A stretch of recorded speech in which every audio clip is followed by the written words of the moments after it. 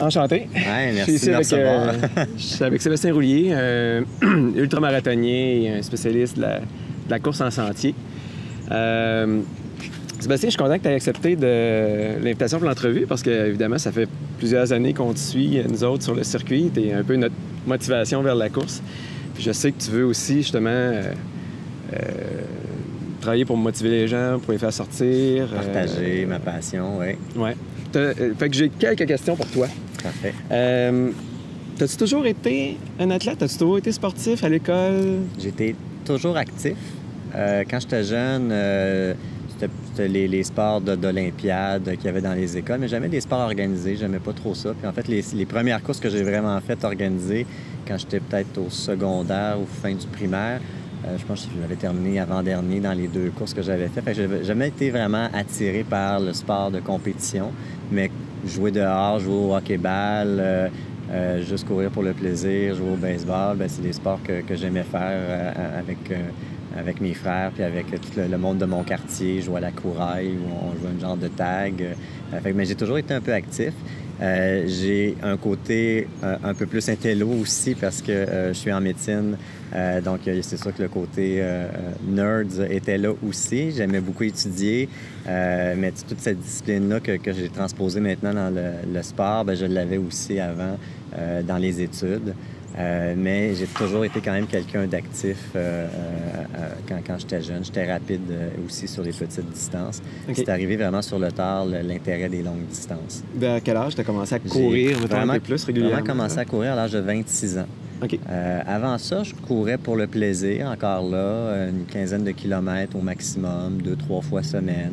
Je faisais beaucoup de randonnées en montagne. J'avais fait des défis aussi un peu extrêmes, si on veut, d'une certaine façon, où j'aimais faire du vélo. Fait que ça arrivait assez souvent durant mes études universitaires, quand j'avais du temps. Bien, je partais de Sherbrooke, j'allais à Mont-Mégantic faire la montée jusqu'au sommet du Mont-Mégantic. Puis je revenais à Sherbrooke. Je faisais 110-12 heures avec un vélo de montagne. Okay.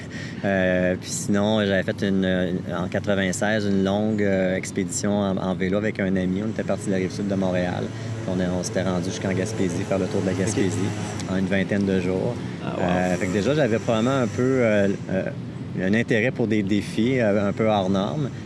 Puis en 99, j'ai un ami qui a fait un marathon. Okay. C'est là que j'ai réalisé que la distance marathon, c'était pas juste pour les coureurs élites. Puis je me suis dit, s'il est capable de le faire, je devrais être capable.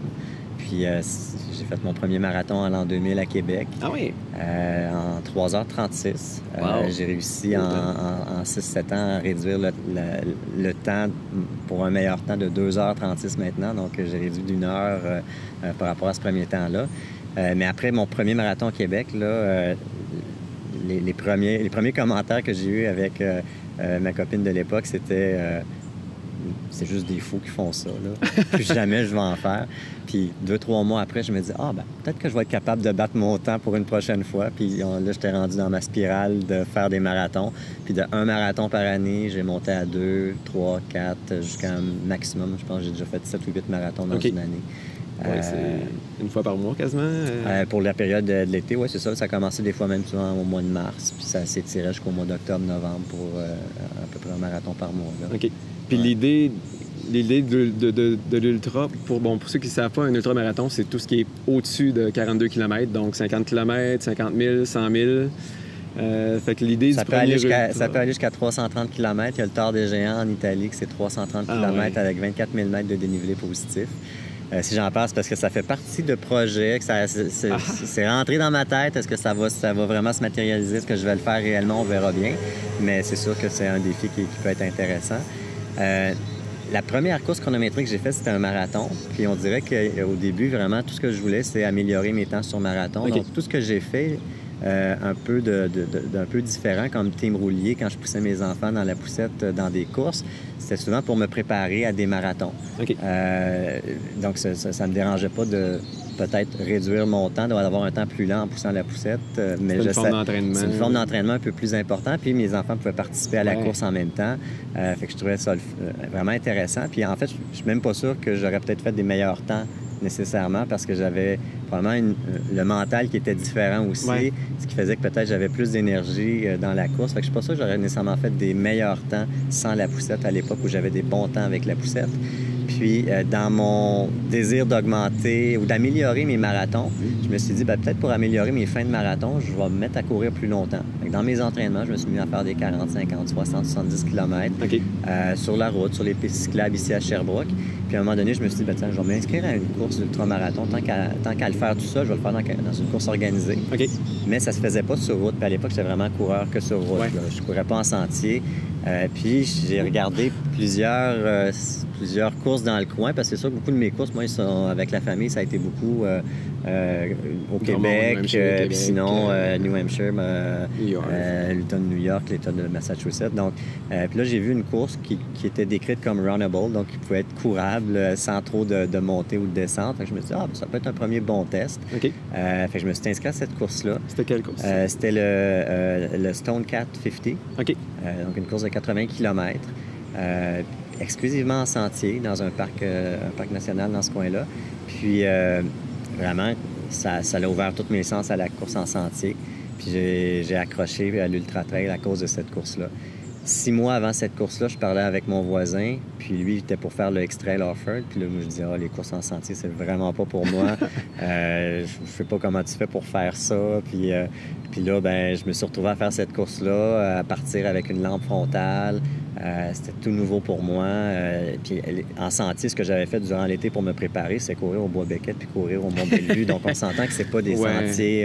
pas la même chose, c'est pas du single track, ça du tout. Là. C'est pas très technique. Non, vraiment pas. Puis là, je me suis retrouvé dans quelque chose de très technique, à passer des forêts de feuillus, des forêts de conifères. Là, tu dis, wow, c'est vraiment différent comment on dépose le pied, comment on sent aussi les odeurs. En partant la nuit, donc on voit la journée qui se réveille, les animaux qui se réveillent, on les entend.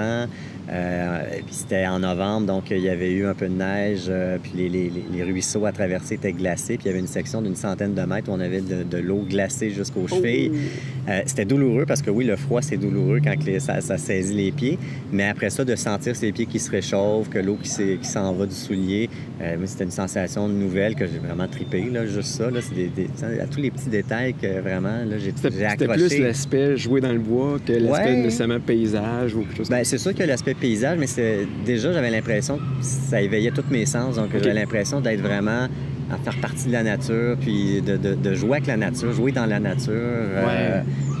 Fait que pas juste le côté enfant, mais un peu plus que ça même déjà, là, où j'avais l'impression. C'est sûr que moi, j'ai pas une grosse expérience de trail, mais je commence à en faire un peu. Puis une des affaires que j'ai remarqué, c'est que tu cours en trail, t'as pas le choix d'être tout là, parce que faut que tu mettes... Tu décides où tu mets ton pied, c'est comme... Puis c'est pour ça que les distractions, comme écouter de la musique surtout dans les sentiers, moi, j'écoute jamais de musique. Même dans mes courses de 160 km, j'écoute jamais de musique. Je vais avoir le moins de distractions possible, puis être à l'affût de tout ce qui se passe. Puis surtout qu'en sentier, ce qu'on a comme pensée, moi j'appelle ça des fragments de pensée. On voit quelque chose, ça va nous faire penser à quelque chose. On voudrait partir sur une ligne, sur dire, là, je vais me mettre à réfléchir sur ma conférence que je vais faire pour dire quelque chose. Mais rapidement, il y a plein d'autres affaires qui viennent nous solliciter dans les sens, qui fait que on a déjà oublié ce qu'on voulait réfléchir, puis on est parti sur autre chose.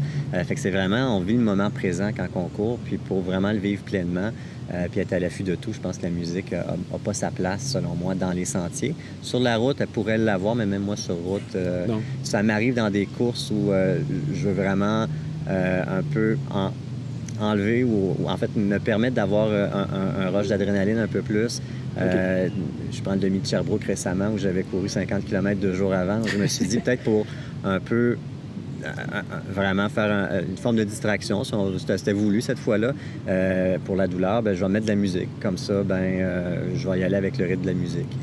On entend les premières notes souvent avec la musique, puis on oublie le reste, puis on se rend compte après ça. J'ai vraiment écouté toute ma musique, puis donc c'est bizarre un peu comment la musique là, elle nous drive. Tu l'écoutes subconsciemment. Oui, c'est ça. Mais je pense que ça a eu peut-être son rôle à jouer quand même dans ma performance, dans mes performances quand je les ai utilisées, mais ça se compte sur les doigts d'une main, là, le nombre de fois que j'ai utilisé la musique dans des courses. Il y a eu une période où je l'écoutais en hiver, mais j'ai rapidement arrêté ça, la musique.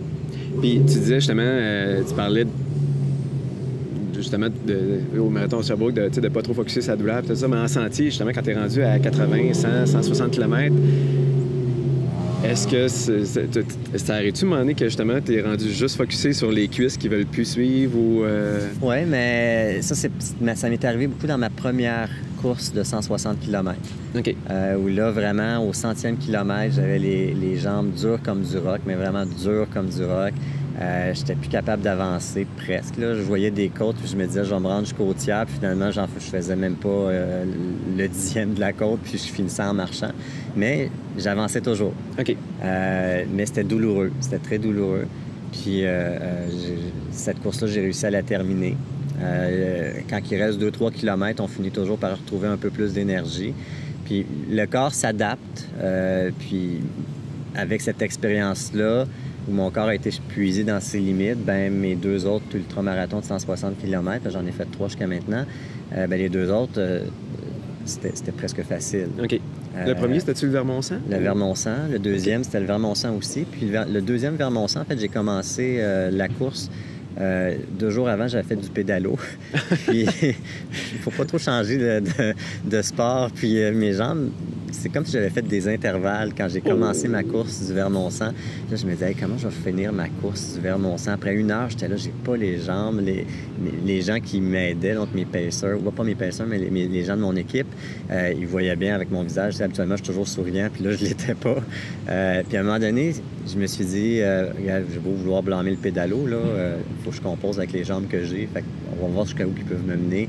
Puis juste de changer cette mentalité-là. Puis en même temps, il y a un coureur américain qui est un des meilleurs coureurs de l'Est américain, Brian Ruziecki, qui est passé à côté de moi, qui me dit « Ouais, ça n'a pas l'air à bien aller ». Puis il m'avait spoté comme étant un des compétiteurs okay. pour lui, là.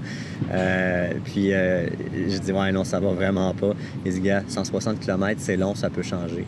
Lui, il est parti. Bien, ça restait dans la tête, tout ça. Puis effectivement, à un moment donné, ça a débloqué au bout de 80-100 km. Puis les derniers 15 km, je les ai survolés, j'ai rattrapé du monde. Puis j'ai réussi à terminer 6e puis améliorer mon temps d'1 heure. Puis le Virgil Crest que j'ai fait, ça, c'est l'autre ultramarathon 2 mois plus tard. J'ai eu l'impression de juste courir pour le plaisir tout le long. En harmonie avec la nature, c'est un peu comme ça que je le voyais. Tu pars très tôt le matin. C'est une course qui est un peu plus difficile en plus. Okay. Donc, les gens finissent dans la nuit. Donc, ça m'a pris 20 heures. On commençait à 6 heures le matin, je crois. Donc, j'ai fini vraiment dans la nuit. Mais l'impression d'être dans un autre monde, un peu mystique, onérique, quelque chose du genre. Oui, c'est vraiment particulier, là, avec un peu l'humidité, un peu de la brume là, qui s'installait. Fait que ça faisait vraiment particulier la nuit là, avec la frontale. C'était vraiment, vraiment intéressant. Puis j'ai eu mal après, mais j'ai vraiment pas comme mes autres courses. Là. Ça a été vraiment une belle expérience. Ouais. Oui. T'aimes-tu mieux partir de nuit comme à Annecy il y a 1 mois ou si t'aimes mieux finir de nuit? J'aime commencer la nuit. Oui. Ouais. Puis, je parlais de Stone 4, ma première course que j'ai faite, qui arrive en novembre avec le changement des heures. Oui, c'est vrai. Les 3 premières éditions que j'ai faites, on commençait la nuit. La dernière que j'ai faite, on commençait, la clarté était déjà là. Puis on dirait que ça a fait un changement. J'ai moins aimé ça, de ne pas partir la nuit, parce que c'est 4 boucles qu'on fait de 20 km. Puis de faire la première boucle à la noirceur, je trouvais que ça amenait quelque chose d'intéressant à la course. Puis le fait de toutes les faire à la clarté, ça, j'ai moins aimé ça. Parce qu'on dirait que j'avais besoin de cette noirceur-là, de partir à la frontale. Souvent, même, on voit moi, j'ai l'impression d'aller plus vite à la frontale. Tu sais pas trop ce qui s'en vient. Tu es vraiment focusé sur ton rayon. Tout est calme autour. Puis ça a fait un petit changement au niveau mental de commencer la course, puis il faisait clair déjà. Mais t'aimes-tu ça faire des courses en boucle comme ça ou... Ça a ses limites. Ça a ses limites, mais je me disais, comme pour cette course-là, où on le fait 4 fois, c'est 4 fois dans une année. Là. Je ne le referai pas, je ne retournerai pas là. Donc ça ne me dérange pas. Là. Mais pour avoir fait les championnats mondiaux au Qatar, où on faisait 20 fois une boucle de 5 km pour 100 km au total, ça, c'était ardu, mais il y avait aussi un contexte que j'étais blessé. J'arrivais là pas nécessairement avec le meilleur état mental qu'on peut avoir. Puis le Qatar, ça reste un pays où les richesses sont plus mises en valeur que la culture du sport. Donc ça n'a pas été intéressant comme expérience en dehors de la course et même pour la course. On courait sur c'était littéralement des tuiles là, sur quoi on courait. Ah ouais. Donc, très dur pour les articulations, très dur pour Ça les... devait être fondamentalement chaud aussi. Moi, je commençais avec une... Ah, ben, c'était de nuit, cette course-là. Ah, OK. On commençait le soir, puis on finissait dans la nuit. OK. Mais même les bons coureurs américains, Max King, puis Ellie Greenwood, on dit que ça leur a pris beaucoup plus de temps de récupérer aux outils de cette course-là, qui était vraiment ardue pour à cause du la pavé, surface. le pavé, Ouais. la surface. Ouais. Tu parlais du mental, mais je vais revenir là-dessus. Mais ta progression, mettons, du marathon vers l'ultra, est-ce que ça s'est fait sur comme. Tu disais qu'à l'entraînement, tu courais de plus en. Mais t'as-tu fait ça sur l'espace de quelques mois, de plusieurs années ou. Marathon, donc j'ai commencé d'emblée avec ça. C'était ma première course, comme je disais, donc en l'an 2000. Ça a été beaucoup, comme je disais, les performances, améliorer les temps. Puis j'ai probablement commencé à faire des plus longues distances aux alentours de 2009-2010. OK.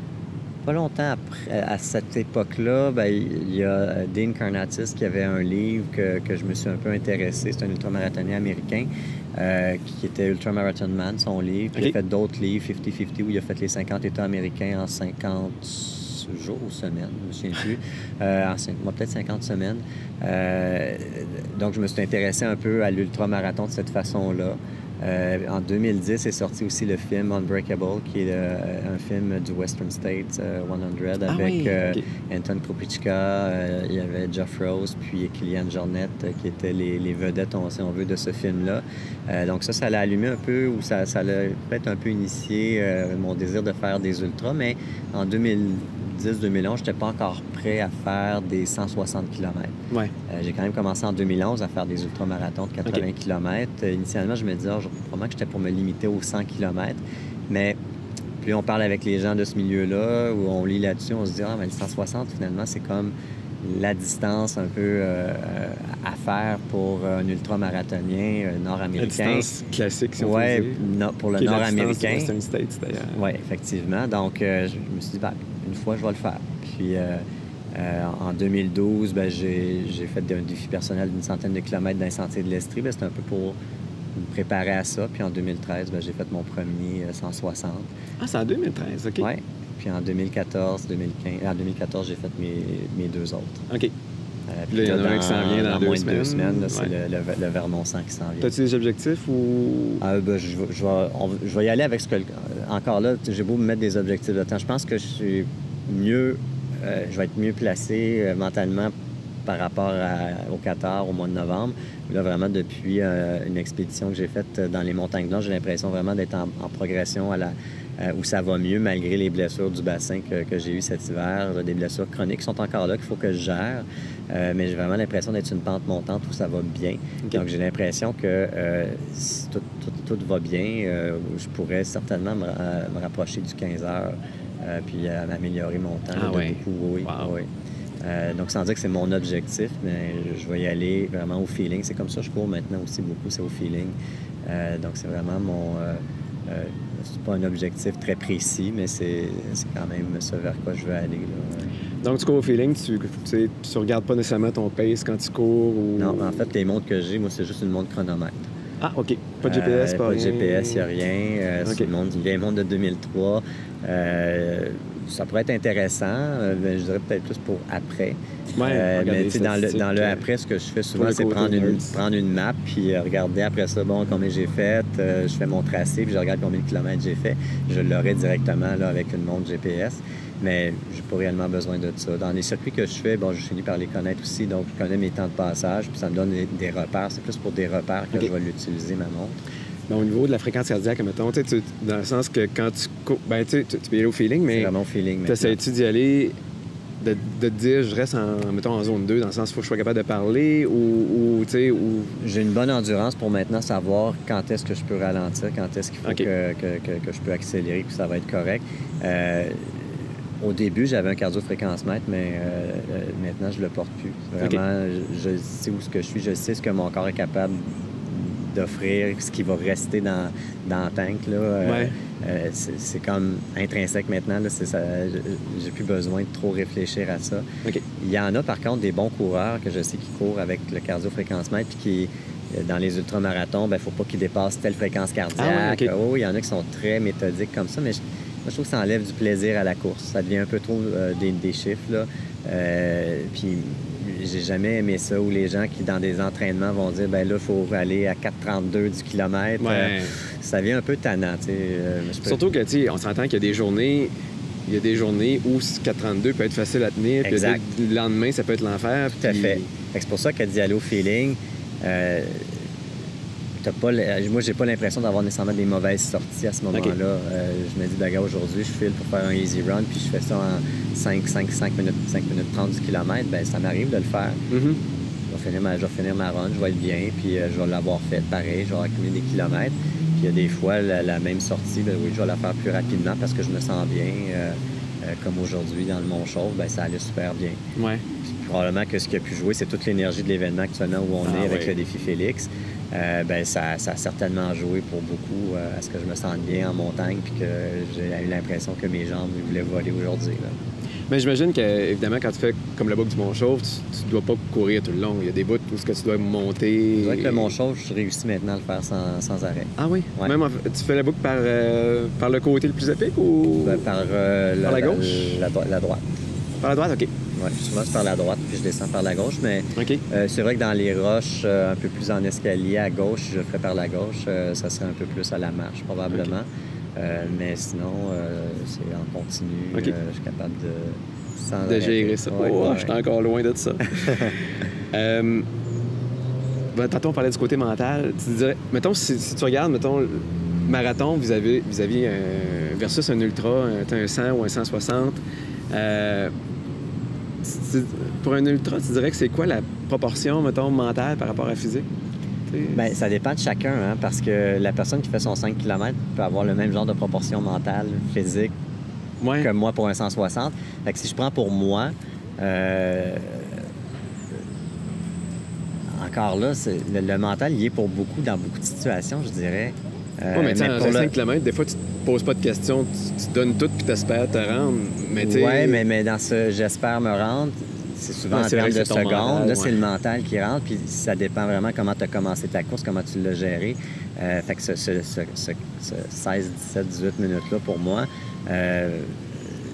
encore là, il y a le mental qui va jouer. Où est-ce que je suis rendu dans mes entraînements, qu'est-ce que j'ai vécu avant, qu'est-ce que j'ai vécu. Donc, moi, je trouve que ça a une grosse partie de mental dans n'importe quel événement, dans n'importe quel défi qu'on a. Puis ça m'arrive des fois, avant des gros défis où c'est vraiment planifié. Bon, là, je vais faire la traversée de la présidentielle. Mais la veille, je dis, je vais aller faire une petite sortie. Des fois, ma petite sortie de 5 km là, est plus difficile que de faire ma sortie de 60 km le lendemain. Ah ouais? Fait que c'est vraiment le mental qui drive, moi, je trouve, jusqu'à un certain point. Puis de trop axer sur les performances, je trouve que c'est... Bon, au début, je pense que c'est important. Parce qu'avec les performances, c'est là qu'on peut voir si on s'améliore. C'est là qu'on va rester accroché. Mais quand on est accroché à la course, je pense si on peut éviter de juste focusser sur la performance, c'est pour y aller pour le fun. Bien, pour prendre un peu la philosophie, moi, il y a un coureur que j'aime beaucoup, Dakiri Dawa Sherpa. C'est un Népalais. Que tu as rencontré récemment, d'ailleurs. Oui, bien, j'ai rencontré à Annecy. Vraiment généreux, humble comme personne, mais c'est un grand coureur. Mais lui, sa philosophie un peu de la course, c'est le plaisir, partager, puis les performances vont être là quand même. Puis moi, c'est comme ça. Je sais que les performances vont être là. J'ai pas besoin de trop me fixer des gros objectifs trop précis. Comme ça, je serais pas trop déçu non plus si je les atteins pas, mais ça laisse la porte ouverte aussi à des options. Quelqu'un qui focus juste sur un objectif, il arrive des pépins, bien, il ne sera pas capable de peut-être changer la vapeur, puis ça peut faire un abandon de la course. Burn-out de la course. Si le Vermont, quand ça n'a pas bien été, je m'étais dit, en partant, quand ma course n'a pas bien été dès le départ à cause de mes jambes, je m'étais dit, oh, ça marche pas, puis j'étais resté avec ça, bien, j'aurais probablement pas fini cette course-là. Mais à un moment donné, l'attitude a beaucoup d'importance. Bien, j'ai vraiment changé mon attitude, puis ça a fait que, finalement, plus la course avançait, plus j'étais fort. Donc, faire attention dans nos objectifs, comment jusqu'à quel point on veut les atteindre, puis que c'est important de les atteindre. À un moment donné, des fois, il faut avoir des seconds objectifs. Puis peut-être pas la façon de voir de beaucoup d'entraîneurs, mais moi, je pense que c'est la meilleure façon, c'est une bonne façon de progresser quand même. Ben justement, j'écoutais un podcast il y a 2 ou 3 semaines avec Ann Treason, c'est une légende de l'ultra-trail qui a gagné 14 fois en ligne Western States. Ça veut dire dans comme 3 décennies différentes. Là. Mais elle disait toujours 3 objectifs. T'sais. Un objectif de rêve, un objectif satisfaisant, un objectif plus réaliste, puis un objectif qui te rendrait heureux pareil. Ouais. Puis j'ai trouvé que c'était le fun comme idée parce que justement, si tu es vraiment dedans, ben oui, peut-être que tu peux viser ton objectif de rêve, mais si c'est une journée que ça ne marche pas, qu'il n'y a rien qui marche, ben au moins, tu as quand même de quoi qui va te satisfaire. D'autres options. Puis au niveau où ce que je suis, même finir un 160 km lentement en marchant. Il y a justement Western States, il y a François Daen, qui est un excellent coureur européen, français. Il a fini la Western States en marchant. Parce qu'il s'est blessé ou je ne sais plus trop qu'est-ce qui s'est passé. Il a fini quand même 4e. Il l'a fini pareil. Ouais. Il a fini quand même bien au bout du compte, mais il n'aurait pas abandonné. Ouais. Il y en a beaucoup qui auraient peut-être abandonné. Il n'aurait pas voulu marcher la course, la fin de la course. Mais ça arrive à tout le monde, des mauvais passages. Timothy Olsen, dans une autre course, on l'a vu sur des photos, il était couché sur des vieux matelas qui traînaient parce qu'il n'en pouvait plus. Là, puis il a réussi à repartir et à finir sa course, si je ne me trompe pas, pareil. Mais ça a été difficile. Il s'est retrouvé à finir très loin dans le classement. Mais ça fait partie de la game, ça aussi. Puis probablement qu'il va... En fait, toute expérience de ce genre-là va nous faire avancer encore plus parce que c'est un bagage supplémentaire qui nous amène un peu à voir différemment la course. Puis... probablement que dans ses prochaines expériences de course, il va avoir ça qui va traîner. Puis s'il l'a bien géré, accepté ça, bien, il va probablement même en profiter pour ses prochaines courses. Ça va probablement l'aider.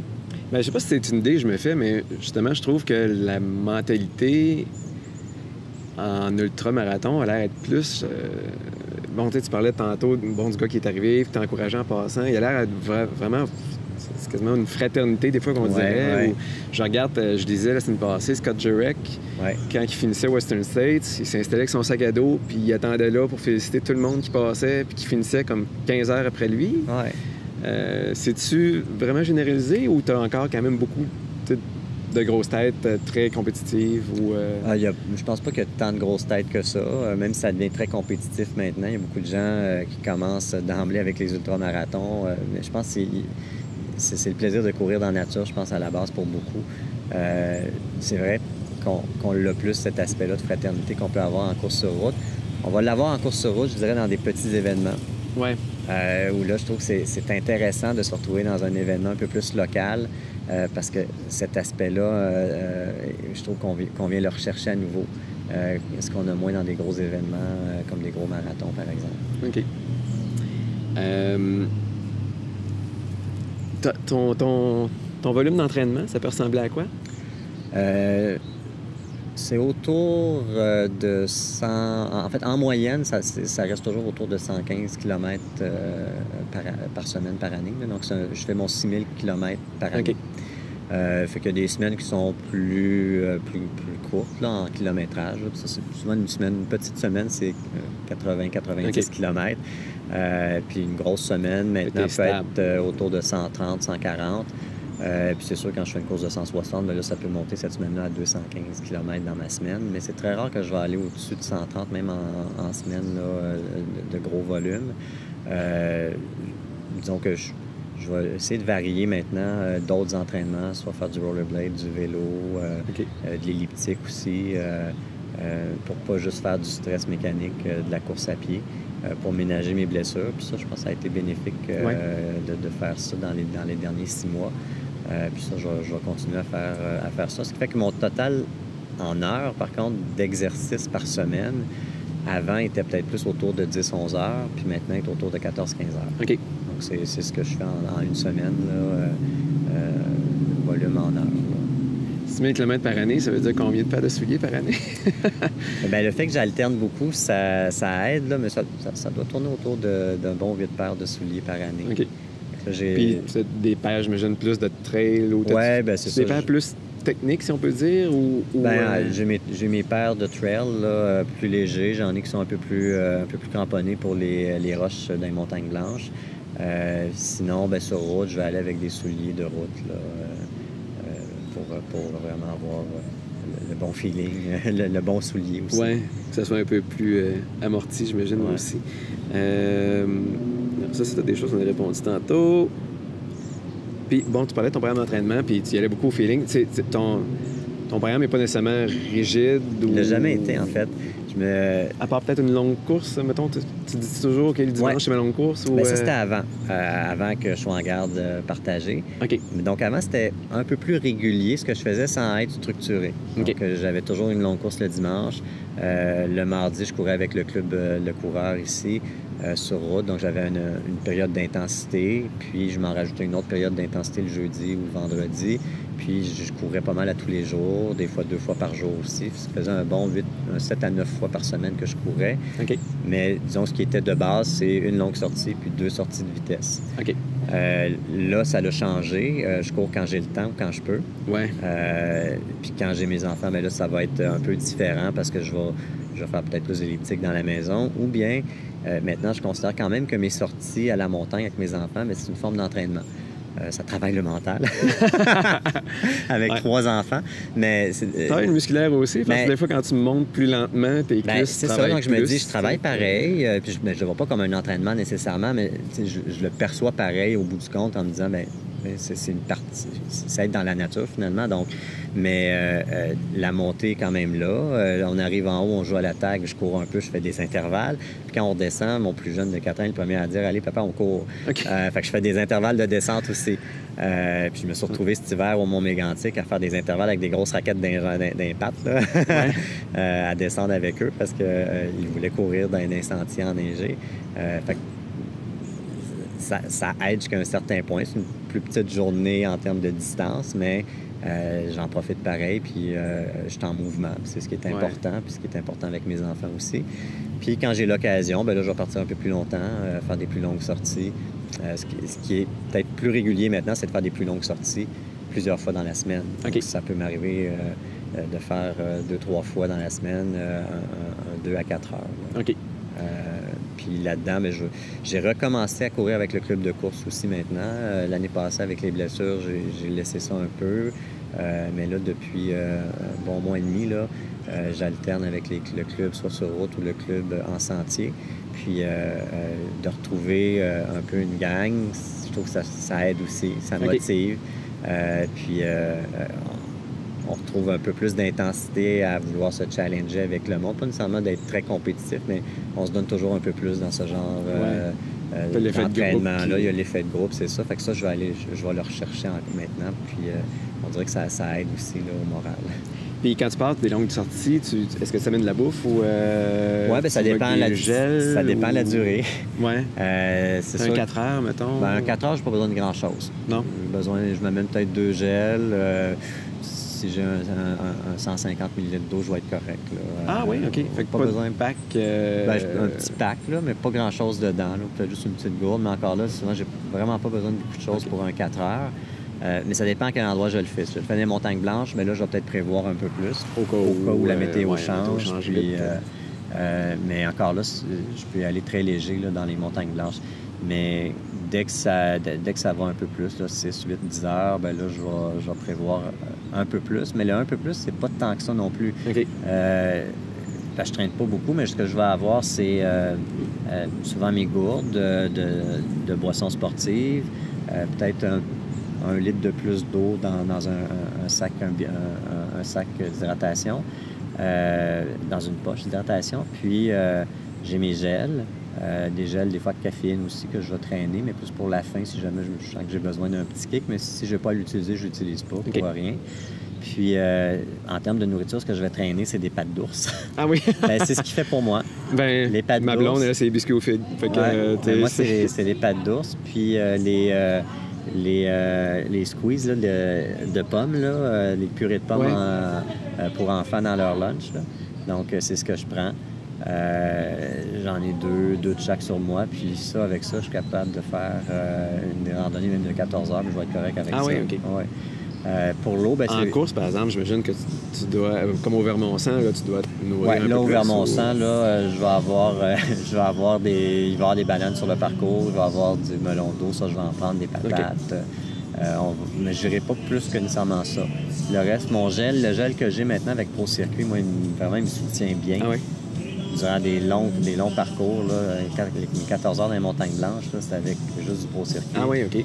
Juste ce gel-là, une pâte d'ours, puis j'étais bien tout le long au niveau de l'énergie. Puis nutrition en général, est-ce que tu as toujours bien mangé ou ton alimentation a-tu changé à l'entraînement? Ou... J'ai toujours quand même bien mangé, toujours aimé le chocolat par contre, puis les chips, mais on dirait que de moins en moins, mon corps en réclame. OK.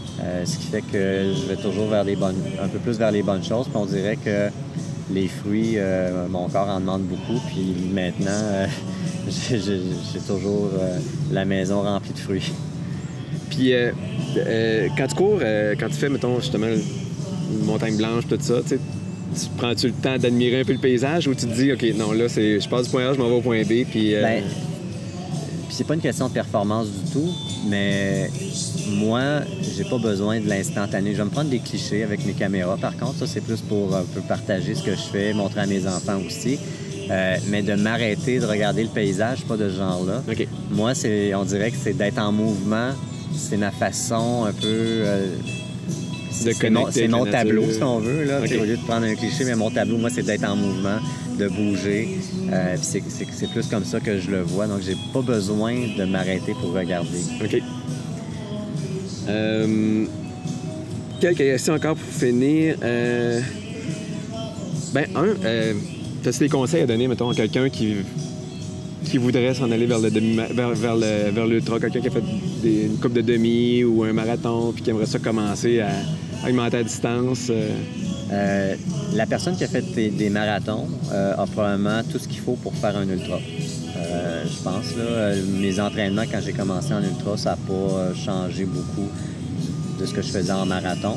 Donc, avoir une bonne base d'endurance, je pense que c'est ce qu'il faut. Pour que l'expérience soit le fun aussi, donc il faut avoir un bon bagage. Ça, c'est volume, beaucoup? C'est plus le volume. Effectivement, moi, c'est ce qui a changé, c'est ce qui a fait que mes performances sont améliorées beaucoup. C'est d'augmenter mon volume d'entraînement, de passer de 3000 km par année à 6000 par année. Puis je pense que quelqu'un est bon à la guitare parce qu'il se pratique à la guitare, quelqu'un est bon à la course parce qu'il fait de la course. Peu importe la vitesse, si tu cours beaucoup, si tu en fais beaucoup, ben, tu vas être probablement meilleur. Tu vas finir par trouver ta cadence, ton économie à la course, puis ça va mieux s'intégrer au niveau des pathways nerveux. Mais je pense qu'il ne faut pas brusquer les choses. Je pense que c'est surtout ça. Les règles de 10 c'est pas nécessaire. Chacun verra ses pourcentages. Si tu te sens bien un jour, tu peux en faire plus. Là. Mais je pense que c'est d'y aller graduellement. C'est d'écouter son corps. C'est ça, d'être à l'écoute de son corps. La personne qui est motivée pour le faire, l'ultra, elle peut le réussir, même si c'est sa première course aussi. OK. Mais c'est peut-être pas donné à tout le monde. Ça dépend vraiment comment tu rentres dans la course. C'est quoi ton objectif, ton mental par rapport à la course. Là. Mais y a-t-il de la place pour les touristes, si je peux dire, dans le sens que, tu sais, regarde, moi, je suis pas rapide. On s'entend, je suis vraiment pas rapide, mais j'adore courir. J'avais fait 30 km vendredi, puis quand j'étais rendu à 28, je me disais, oh non, c'est presque fini, tu sais. Ouais. Puis là, on fait notre premier marathon à l'automne, moi et ma femme. Puis là, c'est bizarre parce que je vois le marathon comme une transition, parce que j'aimerais ça. J'ai le but peut-être de faire un 50 pour mes 50 ans, mettons. Mais tu sais, je suis encore à me demander si c'est réaliste, là, mais... Ben, tu sais, quand on regarde les gens qui courent des marathons, des fois, on se dit, mon Dieu, il a fait un entraînement marathon, cette personne-là, on a un peu de préjugés, puis la personne va le faire son marathon, ça va lui prendre plus de temps. C'est la même chose en ultra. Il y a des gens qui se disent, non, ils vont vraiment faire leur ultra, puis ces personnes-là, oui, ils vont marcher peut-être plus, mais ils vont les faire. Tu sais, moi, les courses d'ultra-marathon, des fois, ça me prend 16h45, mon meilleur. Bien, il y a des gens qui le font en 30 heures pour le même parcours. Donc, c'est sûr qu'il y en a qui marchent plus, qui vont arrêter plus longtemps au ravitaillement. Qui vont souffrir pendant plus longtemps. Bien, souffrir, ou il y en a qui ont l'air à prendre du plaisir pareil, parce qu'ils vont à leur rythme. Ben, écoute, pour faire ça, je pense qu'en partant, il faut que tu y ailles pour le plaisir, parce que... Quand je suis dans les montagnes blanches, je suis pas un rythme fou du tout.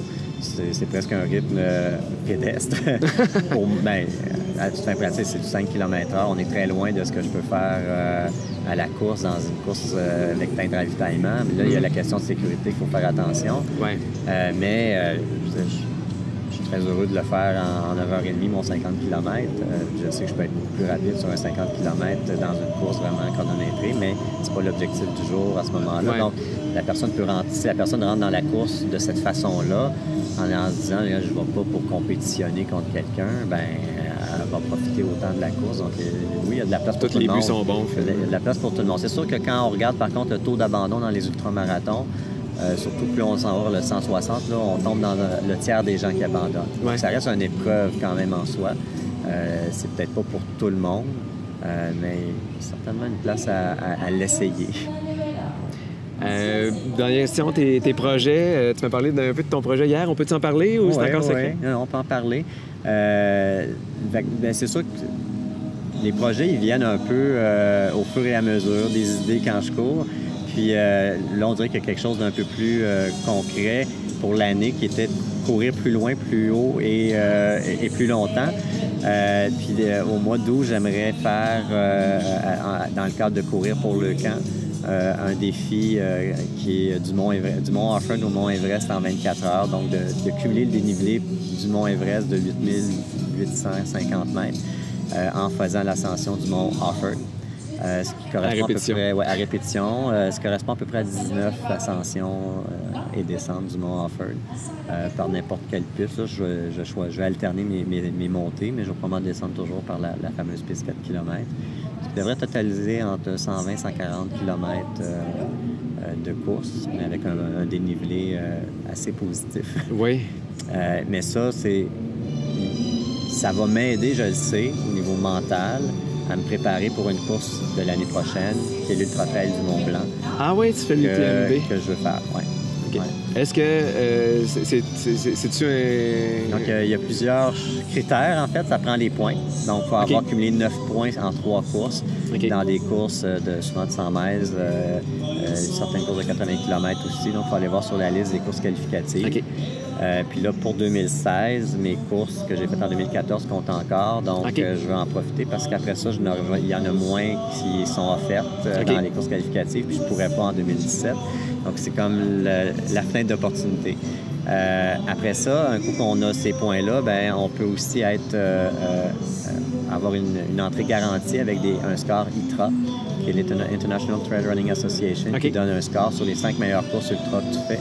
Puis si tu as 750 points et plus, à ce moment-là, tu as une entrée gratuite. Si tu as 850 et plus, ils te payent l'entrée. Moi, j'étais à 752. Ah, wow! Fait que j'ai mes points. Puis mes points devraient rester, surtout si au Vermont-Sang, je fais un très bon temps encore. Ben là, à ce moment-là, mes courses qui sont dans ces 5 courses-là, même s'il y en a une qui part, ben le Vermont-Sang va rentrer, puis je devrais avoir un meilleur pointage. Fait que je devrais avoir mon entrée garantie. Sinon, ben c'est sûr que je vais m'essayer pareil, mais il y a une loterie pour les autres. Puis quand même, ils veulent une représentativité internationale. Fait que souvent, ben, les gens du Canada et d'ailleurs sont pigés quand même favorablement. Puis, tu parles de l'UTMB. Y a-tu d'autres courses que tu aurais, mettons, sur ton bucket list? Western States, Western States. Il y avait le Comrades Marathon qui était sur mon bucket aussi, qui est le 90 km à peu près en Afrique du Sud. C'était plus quand je faisais de la route, avec l'ultra-route, mais c'est moins dans mes grands projets, je dirais maintenant. L'UTMB, c'est pas mal celui que je vois plus, puis le Tour des Géants éventuellement. Oui, est-ce que tu me parlais tantôt? 330 km, 24 000 mètres de dénivelé positif. Hard Rock? Éventuellement, probablement aussi. C'est un autre que c'est 30 000 pieds de dénivelé, je pense. Oui, c'est assez généreux aussi.